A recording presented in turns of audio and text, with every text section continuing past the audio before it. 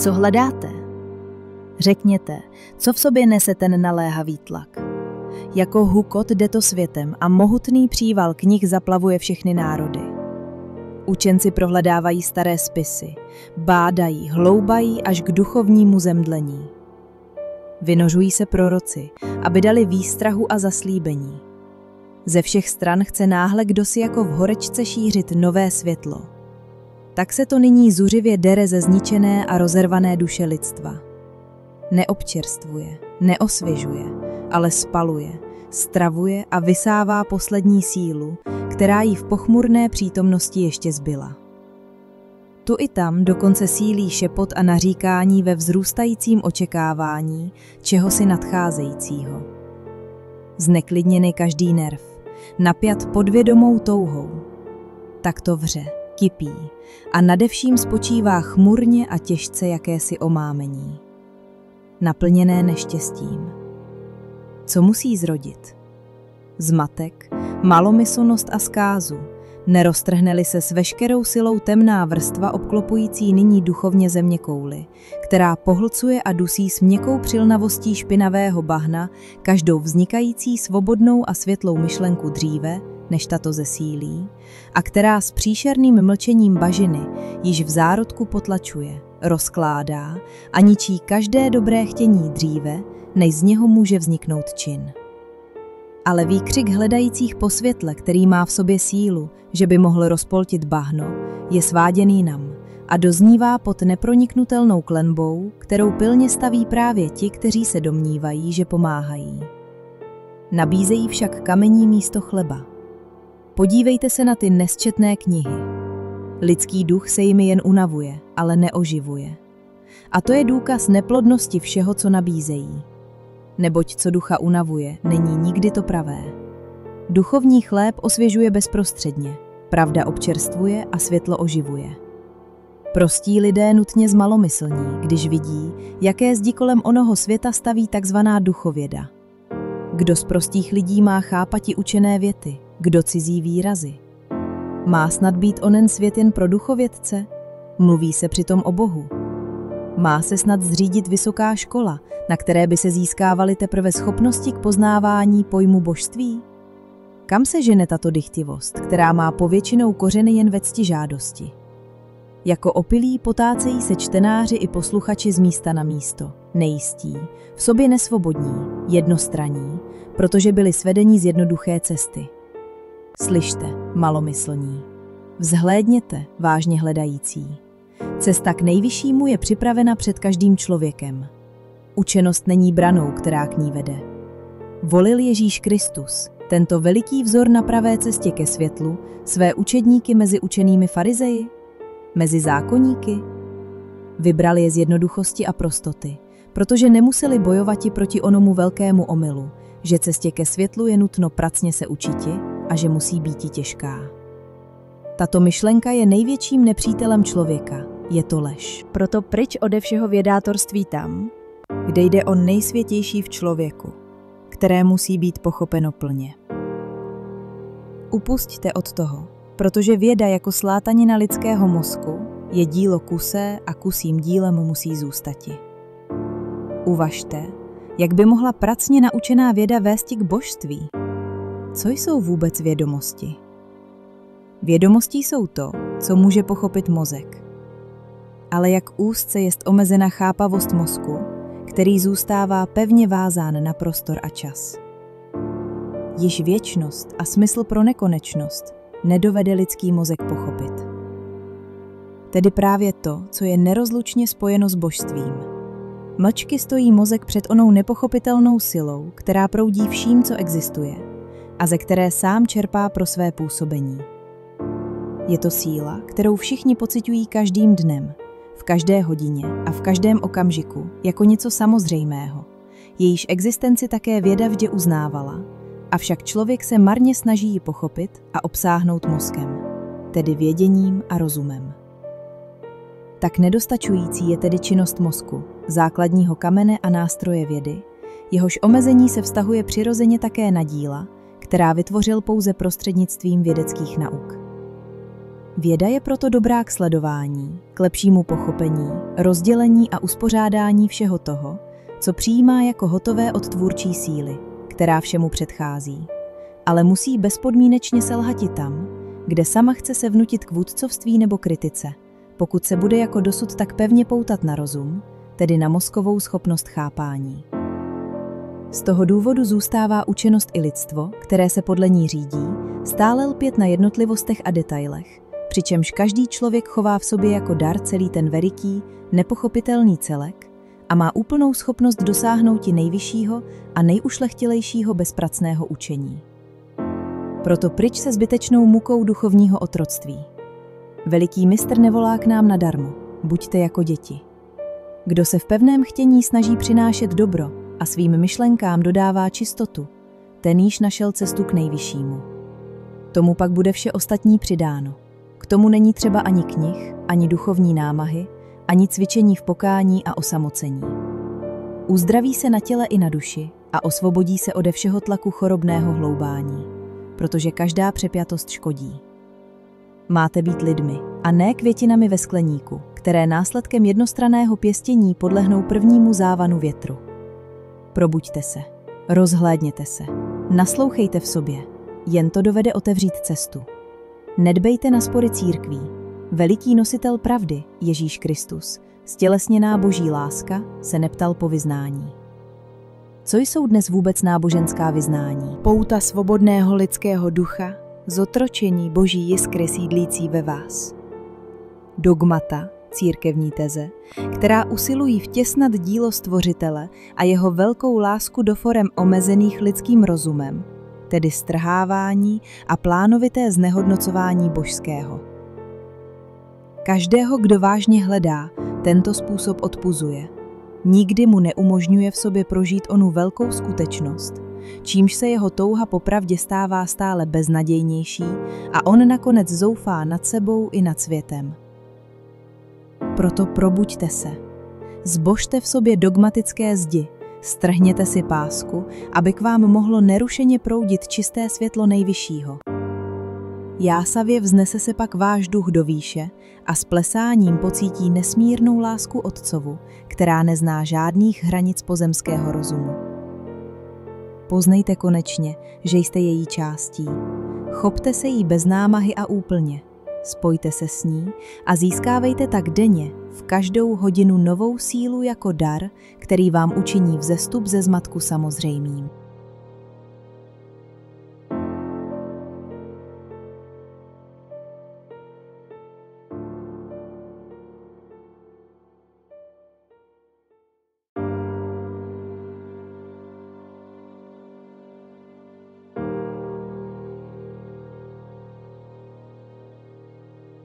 Lidé, probuďte se z olověného spánku. Poznejte to nedůstojné břímě, jež nesete a které tíží miliony lidí nevýslovně houževnatým tlakem. Odhoďte je, což stojí za nesení, ani na jednu jedinou vteřinu. Co obsahuje? Prázdné plevy, jež se plaše rozptýlí před dechem pravdy. Vyplýtvali jste čas a sílu pro nic. Roztrhněte proto pouta, jež vás zdržují, a buďte konečně volní.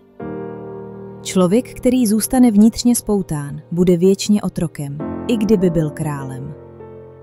Spoutáváte se vším, čemu se snažíte naučit. Uvažujte. Učením se ustavičně vtěsnáváte do cizích forem, které vymysleli druzí. Ochotně se připojujete k cizímu přesvědčení a osvojujete si jen to, co oni prožili v sobě a pro sebe.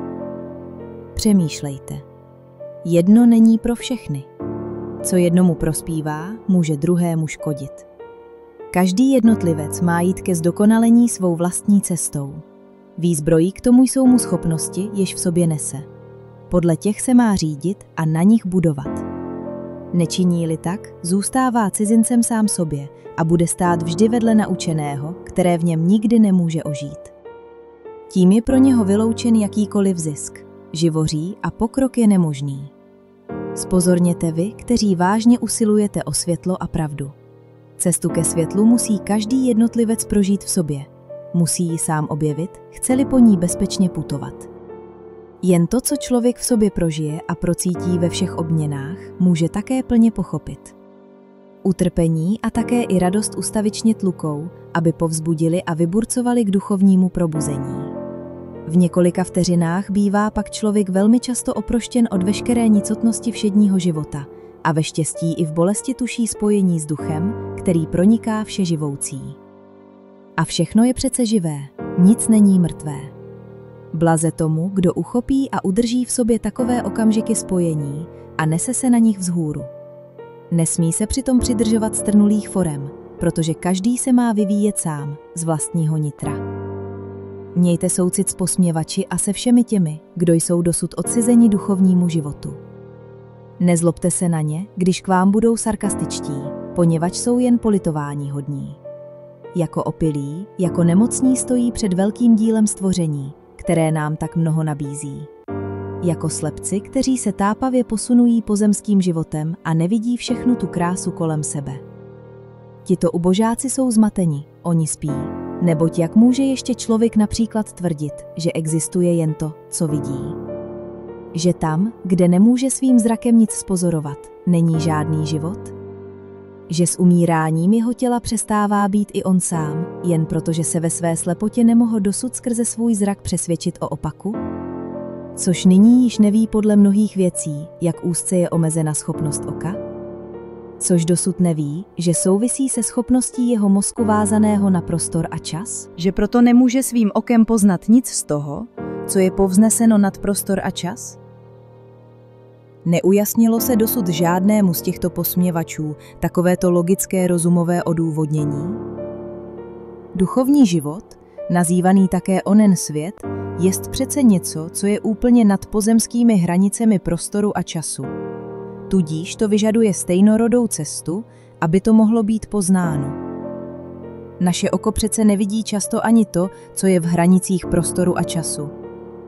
Pomysleme jen na kapku vody, o jejíž neklamné čistotě svědčí každé oko, avšak pozorujeme-li ji zvětšovacím sklem, vidíme, že chová v sobě miliony živých organismů, jež se v ní nemilosrdně potírají a ničí. Což nejsou mnohdy ve vodě a ve vzduchu bacily, jež mají sílu zničit lidské tělo a přece nejsou oku poznatelné? Stávají se však viditelné pomocí zostřovacích přístrojů. Kdo by se na to ještě odvážil tvrdit, že již neuvidíte nic nové, dosud neznámé, jakmile tyto přístroje ještě zostříte? Zostřete je 1000krát, milionkrát, zření nedozná žádného konce. Avšak otevřou se před vámi vždy nové a nové světy, jichž jste dosud nemohli ani vidět, ani tušit, které tu však přesto existovaly. Logické myšlení přináší stejné závěry též o všem, co dosud mohly nashromáždit vědy. Je výhled na trvalý vývoj, ale nikdy ne na konec. Co je tedy onen svět? Mnohé mýlí toto slovo. Onen svět je prostě všechno to, čeho nelze poznat pozemskými prostředky. Ale pozemské prostředky jsou oči, mozek a všechno, co patří k tělu, právě tak jako přístroje, které napomáhají ostřejšímu a přesnějšímu výkonu činnosti a jejich většímu rozsahu. Mohlo by se tedy říci, onen svět je to, co je zapoznávací schopností našeho tělesného zraku. Ale není žádného oddělení mezi tímto a oním světem, ani žádné propasti. Všechno je jednotné jako celé stvoření. Jedna síla proniká tento pozemský život, jakož i onen svět, všechno žije a působí z tohoto jednotného životního proudu a je proto zcela nerozlučně spojeno. Tím stává se srozumitelným následující. Onemocní-li jedna část tohoto celku, objeví se nutně účinek i v části druhé, tak jako je tomu i u těla.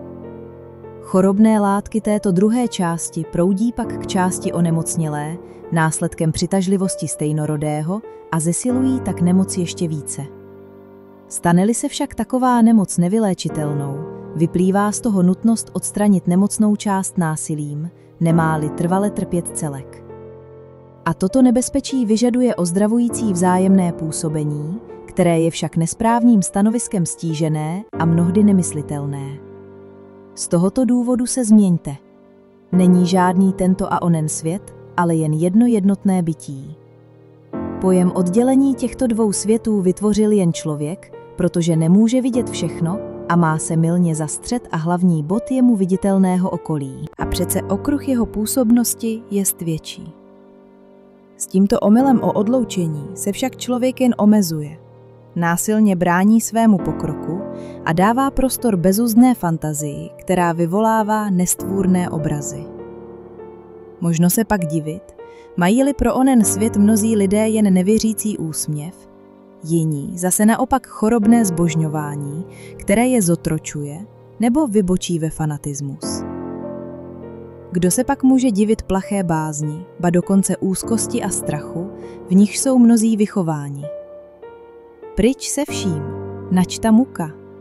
Zbožte tyto hranice, které se snažil postavit lidský omyl, ale které nikdy neexistovaly. Dosavadní falešné stanovisko vám dává také falešný základ, na kterém se pak pravou víru, tedy vnitřní přesvědčení, snažíte marně vybudovat. Narazíte na místa, úskalí, před nimiž nutně v pochybnostech zakolísáte, nebo která vás donutí, abyste sami zase rozbořili celou stavbu a nakonec se snad všeho malomyslně nebo s hněvem vzdali.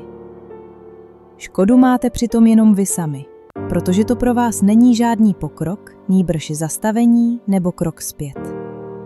Cesta, kterou jednou přece budete muset projít, se vám tím jen prodlužuje.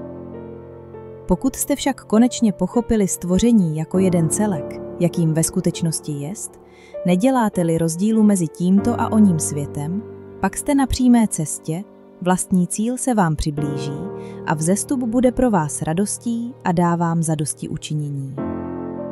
Potom budete moci také mnohem lépe vyciťovat a chápat vzájemné působení, které pulzuje jednotným celkem jako tep živoucího tepla, protože všechno působení jest poháněno a udržováno jedinou silou. Zasvitne vám tak světlo pravdy. Brzy poznáte, že u mnohých lidí je příčinou posměchu jen pohodlnost a lenost, a to pouze proto, že by to vyžadovalo námahu zbořit dosud naučené a vymyšlené a vystavět nové. U jiných to zasahuje do obvyklého způsobu života a je jim to proto nepohodlné. Takové nechte, nehádejte se s nimi, avšak ochotně nabízejte vaše poznání těm, kteří nejsou spokojeni s pomíjejícími požitky a hledají v pozemském životě více, než aby jen naplňovali svá těla jako zvířata. Dávejte jim poznání, kterého se dostává vám, tehdy nezakopáváte hřivnu, protože dáváním se obohatí a zesílí ve vzájemném působení také vaše vědění. Ve vesmíru působí věčný zákon. Jen v dávání dochází také k přijímání, jedná-li se o trvalé hodnoty. To zasahuje tak hluboko, že to proniká celým stvořením jako svatý odkaz jeho tvůrce. Nezištně dávat, pomáhat, kde je třeba, a mít porozumění pro utrpení bližního a jeho slabé stránky, znamená přijímat, protože to je prostá, pravá cesta k nejvyššímu. A toto opravdové chtění vám přináší ihned pomoc a sílu. Jediné poctivě a hluboce procítěné přání k dobru a jako plamenným mečem se rázem z druhé pro vás dosud neviditelné strany rozpoltí ta stěna, kterou dosud stavěly vaše myšlenky jako překážku.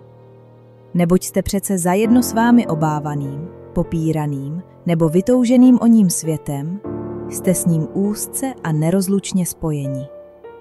Zkuste to, neboť vaše myšlenky jsou poslové, které vysíláte a vrací se zpět obtíženy tím, co jste jimi zamýšleli, nechť to bylo dobré nebo zlé.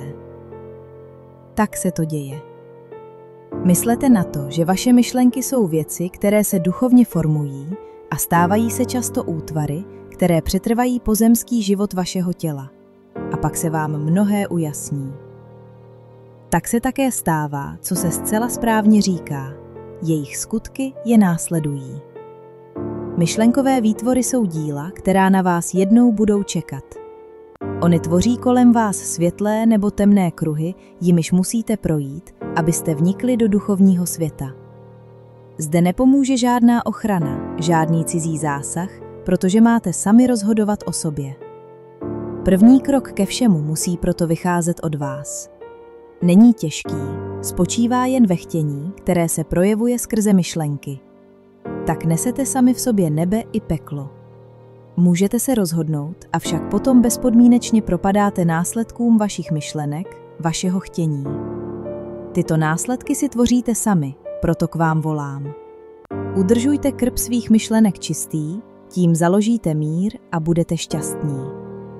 Nezapomínejte, že každá vámi vytvořená a vyslaná myšlenka přitahuje na své cestě všechno stejnorodé, nebo ulpí na jiných stejnorodých myšlenkách, stává se tím stále silnější a najde konečně i cíl, mozek člověka, který snad jen na vteřinu zapomene na sebe sama a tím dopřává místa takovým vznášejícím se myšlenkovým útvarům, aby pronikly a zapůsobily.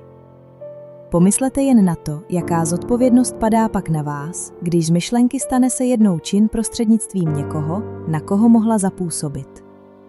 Tato zodpovědnost vzniká již tím, že každá jednotlivá myšlenka je s vámi trvale spojena jako neroztržitelným vláknem, aby se pak vrátila zpět se silou, kterou cestou získala, a vás samotné znovu obtížila nebo povznesla podle druhu, který jste vytvořili. Tak stojíme v myšlenkovém světě a každým jednotlivým smýšlením dáváme také místo podobným myšlenkovým útvarům. Neplýtvejte proto silou myšlení, ale shromažďujte ji k obraně a k jasnému myšlení, které je přímé jako kopí a na všechno působí. Vytvořte tak ze svých myšlenek posvátné kopí bojující za dobro, hojící rány a podporující veškeré stvoření. Zaměřte proto své myšlení k jednání a k postupu vpřed. Abyste to udělali, musíte otřást mnohým sloupem, který podpírá starodávné názory. Často je to nějaký pojem, který nesprávně pochopen, nedovolí najít pravou cestu. Musí se vrátit k bodu, kde byl vytvořen. Zábleskem světla zřítí se celá stavba, pracně budovaná po desetiletí. A po krátkém nebo delším ochromení jde se pak znovu k práci. Musí to tak být, protože ve vesmíru není žádné zastavení. Vezměme si například pojem času. Čas ubíhá, časy se mění. Všude slyšíme, jak takto mluví lidé, a přitom se bez děky v duchu vynoří obraz. Vidíme kolem sebe míjet časy v neustálé změně. Tento obraz se stává zvykem a u mnohých lidí také pevným základem, na kterém staví dále a podle něhož řídí veškeré své zkoumání a uvažování. Netrvá však dlouho, než narazí na překážky, stojíce tak s nimi ve vzájemném rozporu. Ani při nejlepší vůli se všechno již neshoduje. Lidé se ztrácejí a zanechávají mezery, které se přes všechno hloubání nedají vyplnit. Mnohý člověk se pak domnívá, že na takových místech jako náhradu nutno vzít víru, když logické myšlení nenachází opory. To je ale nesprávné. Člověk nemá věřit věcem, které nemůže pochopit. Musí se snažit jim porozumět, poněvadž jinak otvírá do kořán bránu omylům a z omyly bude pravda vždy znehodnocená. Věřit bez pochopení jest jen setrvačnost a lenost myšlení. To nevede ducha vzhůru, ale stlačuje ho dolů. Proto vzhlédněme vzhůru, máme zkoušet, zkoumat. Touha k tomu v nás není nadarmo. Čas. Ubíhá skutečně? Proč při tomto pojetí narážíme na překážky, chceme-li takto přemýšlet dál? Zcela prostě proto, že základní myšlenka je nesprávná, neboť čas klidně stojí. My však spěcháme mu vstříc. My se ženeme do času, který je věčný, a pátráme v něm po pravdě. Čas klidně stojí.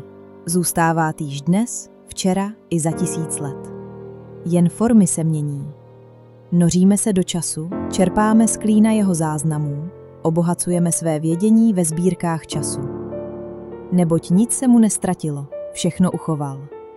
Nezměnil se, protože je věčný. Také ty, ó člověče, si vždy jen týž, nechť se jevíš mladíkem nebo starcem. Zůstáváš tím, kterým jsi.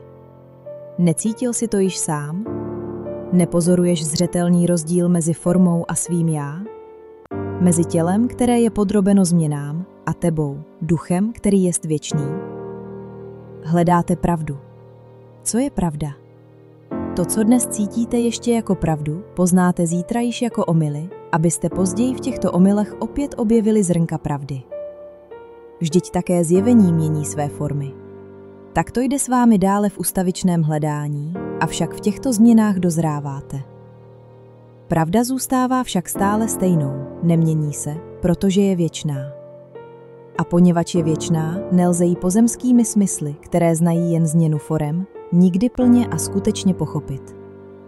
Staňte se proto duchovními, oproštěni ode všech pozemských myšlenek. A máte pravdu?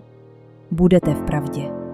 Prvale ozáření jejím čistým světlem, v ní ponoření, neboť vás úplně obklopuje. Plavete v ní, jakmile se stanete duchovními. Pak není vám již třeba pracně se učit vědám. Nepotřebujete se bát omylů, ale máte na každou otázku již odpověď v pravdě samotné. Dokonce nemáte již ani otázek, protože víte a chápete vše, aniž potřebujete myslet, protože váš duch žije v čistém světle, v pravdě. Staňte se proto svobodnými duchem. Zpřetrhejte všechna pouta, která vás zdržují. Naskytnou-li se přitom překážky, jásejte jim radostně vstříc, neboť pro vás znamenají cestu ke svobodě a síle. Považujte je za dar, z něhož vám zejdou zisky a překonáte je hravě. Buď se vám předkládají, abyste se na nich učili a vyvíjeli se, čímž rozmnožujete svou výzbroj ke vzestupu, nebo jsou to zpětné účinky viny, kterou tím odpikáváte a od níž se můžete osvobodit. V obou případech vás vedou kupředu. Proto svěže přesně, je to k vaší spáse. Je pošetilé mluvit o ranách osudu nebo zkouškách. Každý boj a každé utrpení je pokrokem. Lidem je tím nabídnuta příležitost smazat stíny dřívějších pochybení, neboť nemůže být žádnému prominut ani haléř, poněvadž i v tom je ve vesmíru koloběh věčných zákonů neochvějný. V nich se projevuje tvořivá vůle Otce, která nám tím odpouští a všechno temné smazává. Nejmenší odchylka od těchto zákonů, a svět by se rozpadl v trosky, tak přesně je vše zařízeno a tak moudře. Má-li však kdo nyní velmi mnoho vyrovnat z minulosti, nemusí pak takovýto člověk klesnout na mysli, nemusí-li zešedivět z vyrovnávání vin? Může s tím klidně a radostně začít a může být bez starostí, jakmile poctivě chce. Vždyť vyrovnání viny může být vytvořeno protiproudem síly dobré vůle, která v duchovnu, stejně jako jiné myšlenkové formy, ožívá a je silnou zbraní, schopnou každé břímě temnoty, každou tíhu odstranit a vlastní já dovést ke světlu. Síla chtění. Tato tak mnohými netušená moc, která jako nikdy neselhávající magnet přitahuje stejné síly, čímž roste jako lavina, slučuje se s duchovně podobnými vlivy a působí zpětně, až dosáhne znovu východiska, tedy původu, nebo lépe řečeno původce, a nese ho vysoko vzhůru ke světlu, nebo ho vtiskne hlouběji do bahna a špíny. Vždy způsobem, jakým to původce sám kdysi chtěl. Kdo zná toto stále jistě se dostavující vzájemné působení, které spočívá v celém stvoření a které se rozuzluje a rozvíjí s neochvějnou jistotou a umí ho využít, musí jej milovat i se ho obávat. Pro takového člověka znenáhla ožije neviditelný svět kolem něj, neboť cítí jeho působení se zřetelností, která rozptyluje každou pochybnost. Musí cítit silné vlny neúnavné činnosti, která na něho působí z velikého vesmíru, jakmile na to jen trochu dbá. A konečně cítí, že je ohniskem silných proudů jako čočka, která zachycuje sluneční paprsky, spojuje je v jednom bodu a tvoří tam sílu, která působí zápalně, spaluje a ničí, ale i hojí a oživuje, přinášejíc požehnání, jakož i schopnost vznítit planoucí oheň.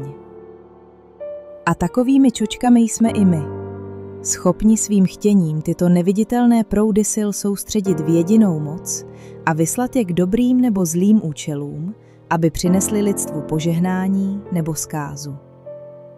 Tím můžeme a máme zapálit planoucí oheň v duších, oheň nadšení k dobrému, ušlechtilému, ke zdokonalení. K tomu je zapotřebí jen síly chtění, která činí člověka v jistém smyslu pánem ve stvoření, určujícího si svůj vlastní osud. Jeho vlastní chtění mu přinese zničení nebo spásu. Ono samo mu s neúprosnou jistotou vytvoří odměnu nebo trest. Ale nebojte se, že by toto vědění odvádělo od Stvořitele a oslabovalo vaši dosavadní víru. Právě naopak. Znalost těchto věčných zákonů, kterých můžeme využít, ukáže nám celé dílo stvoření ještě vznešenějším a nutí hluboce bádajícího zbožně pokleknout před jeho velikostí. Nikdy pak člověk nebude chtít zlo. Chopí se s radostí nejlepší opory, která pro něj existuje. Lásky. Lásky k celému zázračnému stvoření i lásky k bližnímu, aby i tento byl přiveden vzhůru k nádheře tohoto požitku, tohoto vědomí síly.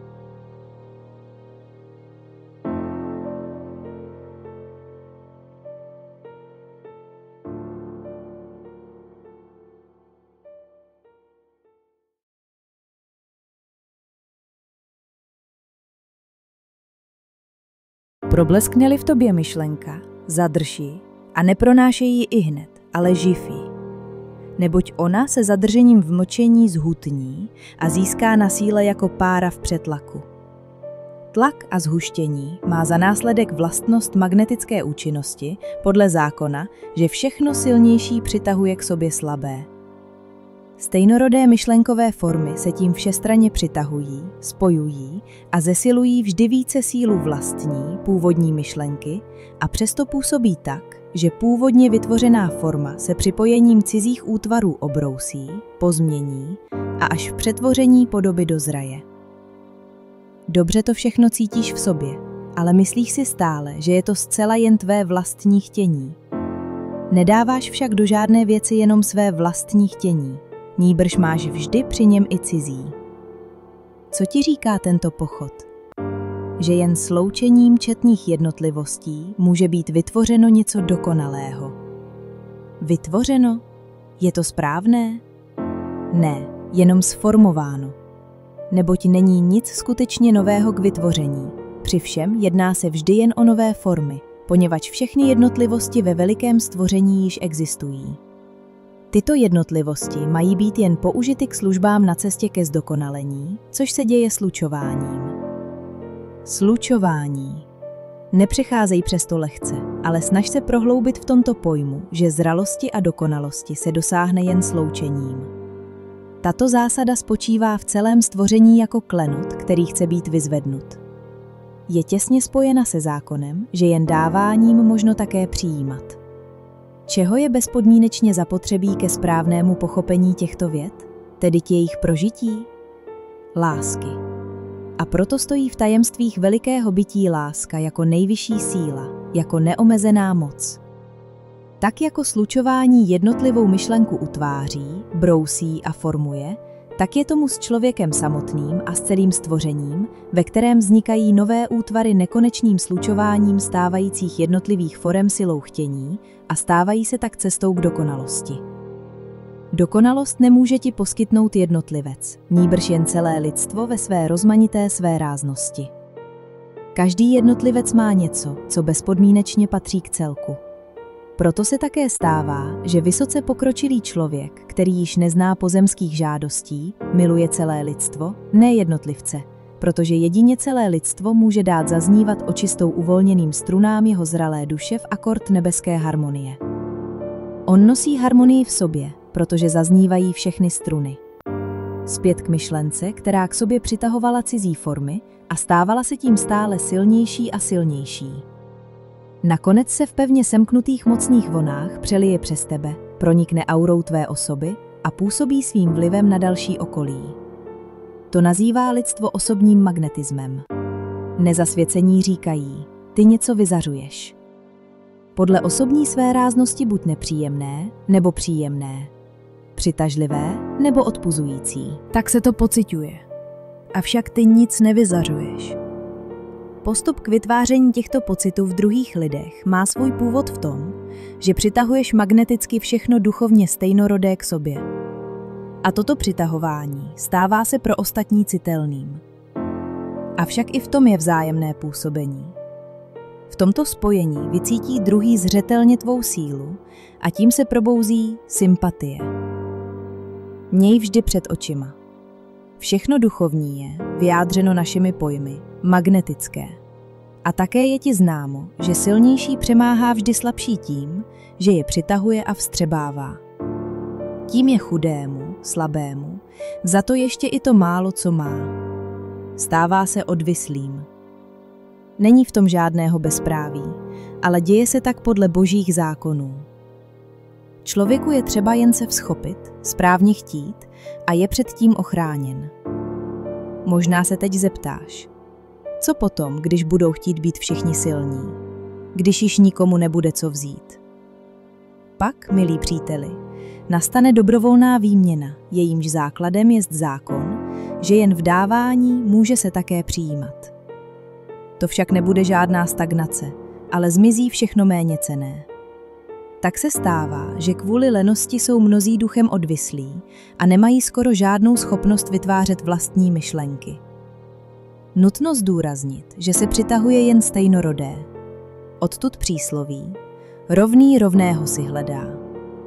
Tak se najdou vždy pijáci. Sympatie mají k sobě kuřáci, žvanilové, hráči a tak dále. Avšak i ušlechtilí setkávají se ke společnému vznešenému cíli. Nuže, pokračujme však dále.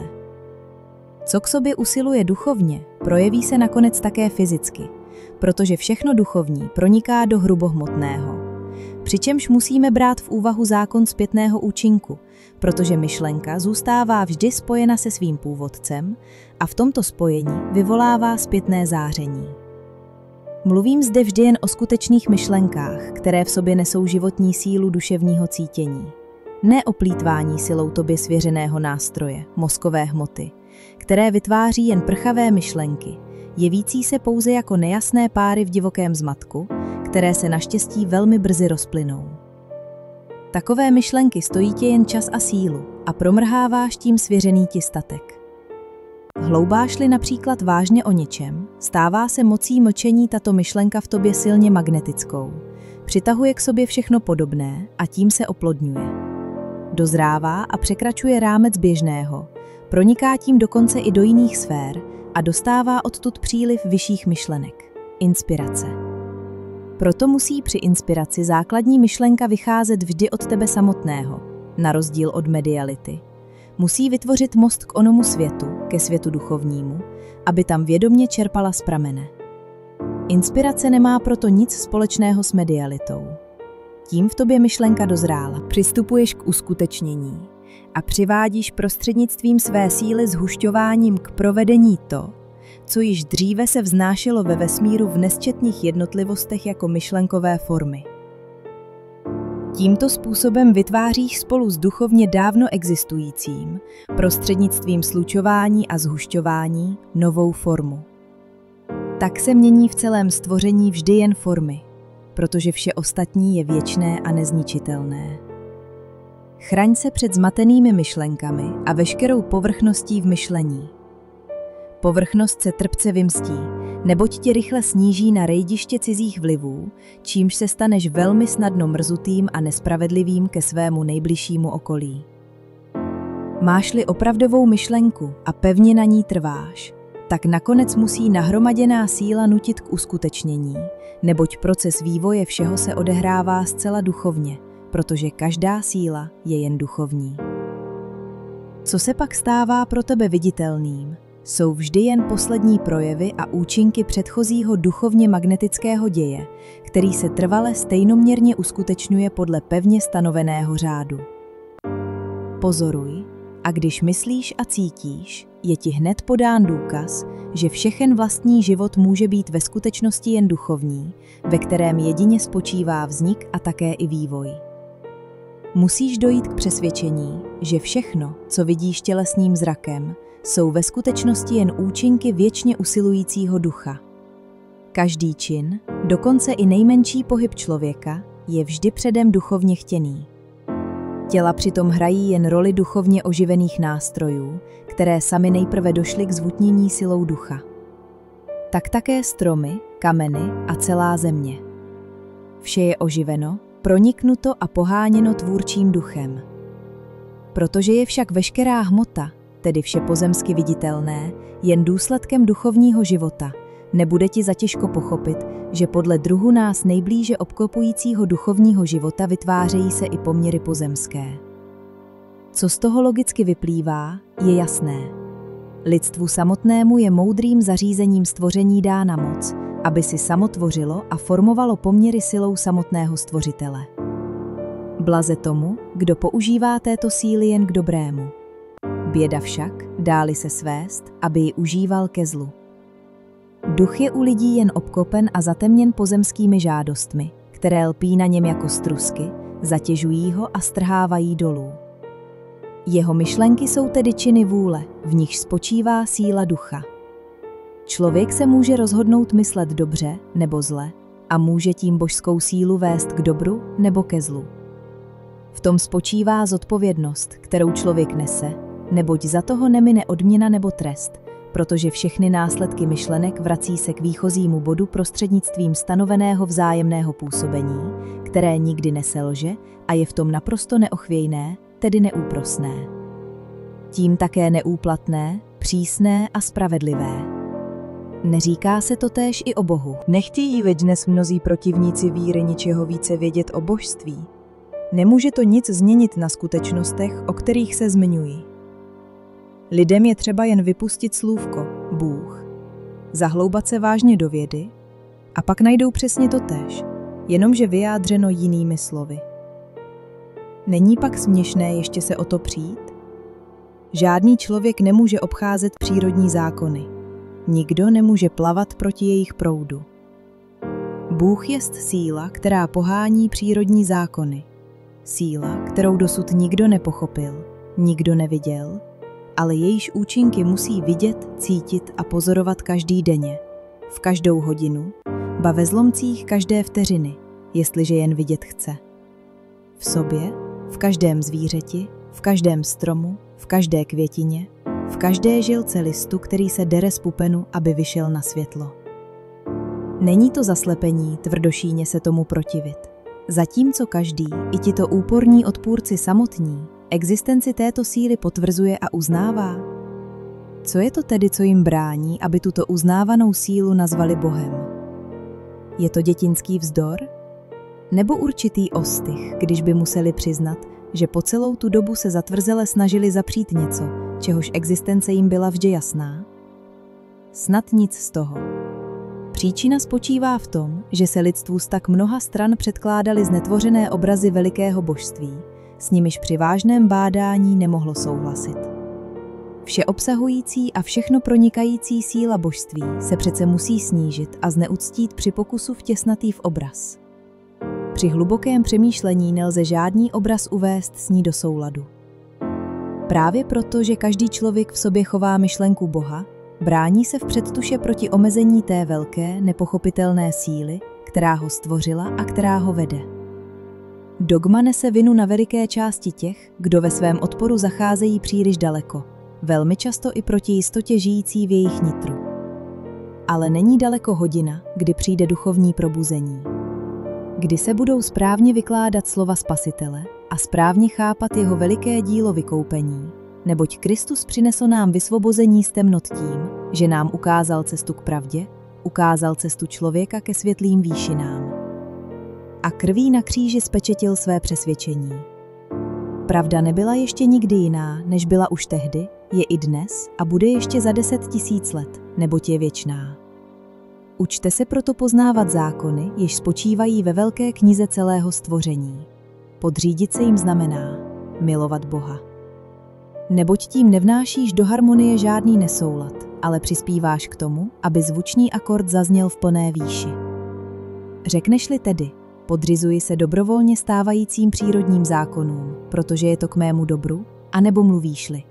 Odevzdávám se do vůle Boží, která se projevuje v přírodních zákonech, anebo v oné nepochopitelné síle, která pohání přírodní zákony, je tu nějaký rozdíl v účinku? Síla je tu a ty ji uznáváš.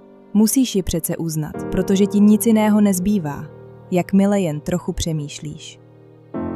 A tím uznáš svého Boha, Stvořitele. A tato síla působí v tobě i při myšlení. Nezneužívej ji proto ke zlému, ale mysli k dobru. Nikdy nezapomeň. Vytváříš-li myšlenky, používáš boží sílu, se kterou jsi schopen dosáhnout nejčistšího a nejvyššího. Nepřestávej nikdy dbát toho, že všechny následky tvého myšlení na tebe neustále padají zpět, vždy podle síly, velikosti a rozsahu účinku myšlenky, v dobrém jako i ve zlém. Protože však myšlenka je duchovní, vrací se následky také duchovně. Zasáhnou tě proto stejně, buď zde na zemi, nebo později po tvém odloučení v duchovnu. Nejsou přece vázány na hmotu, protože jsou duchovní. To dokazuje, že rozkladem těla se nezbavíš odplaty. Odplata přijde ve zpětném účinku, jistě, dříve nebo později, určitě zde nebo tam.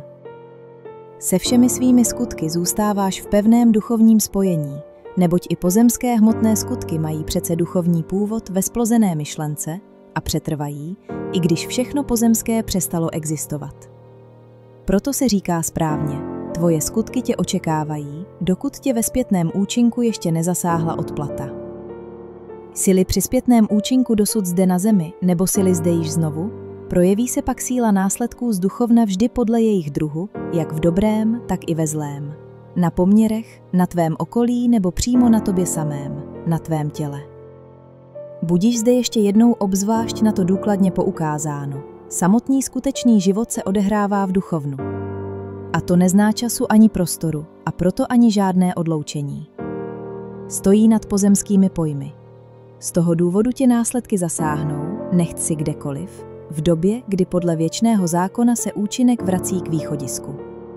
Nic se přitom nestratí, vše přijde jistě. To řeší tak často kladenou otázku, jak to, že zjevně dobří lidé musí někdy v pozemském životě těžce trpět, takže se na to hledí jako na bezpráví. To jsou odplaty, které je museli zasáhnout. Nyní znáš řešení této otázky, neboť tvé dočasné tělo přitom nehraje žádnou roli. Vždyť tvé tělo nejsi ty sám, není to celé tvé já, ale jen nástroj, který jsi si zvolil, nebo který jsi byl nucen přijmout podle stávajících zákonů duchovního života, které můžeš nazývat také kosmickými zákony, zdáli se ti to takto srozumitelnějším. Nynější pozemský život je jen krátký úsek tvého vlastního bytí. Myšlenka, kdyby přitom nebylo žádného uniknutí, žádné moci, která působí proti tomu jako ochrana, by byla zdrcující. Jak by tu mnohý musel zmalomyslnět, když se duchovně probudí, a přát si, aby raději ještě spal ve starém způsobu. Vždyť přece neví, co všechno na něj čeká, co ho ještě zasáhne ve zpětném působení z dřívějška.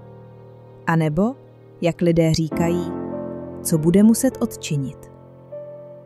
Buď však bez starosti. S probuzením jest ti v moudrém uspořádání velkého stvoření ukázána i cesta prostřednictvím oné síly dobrého chtění, na kterou jsem již zvláště poukázal a která zmírní nebo zcela odsune stranou nebezpečí rozuzlující se karmy. Také to vložil Otcův duch do tvých rukou. Síla dobrého chtění šíří kolem tebe kruh, který je schopen rozložit valící se zlo, nebo ho aspoň ve veliké míře oslabit, přesně tak, jako chrání zeměkouli vrstva vzduchu. Avšak síla dobrého chtění, tato silná ochrana, pěstuje se a podporuje skrze moc mlčení. Proto k vám hledajícím ještě jednou naléhavě volám. Udržujte krb svých myšlenek čistý a cvičte se pak v první řadě ve veliké moci mlčení, chcete-li se dostat vzhůru. Otec vložil sílu ke všemu již do vás, potřebujete ji jen využít.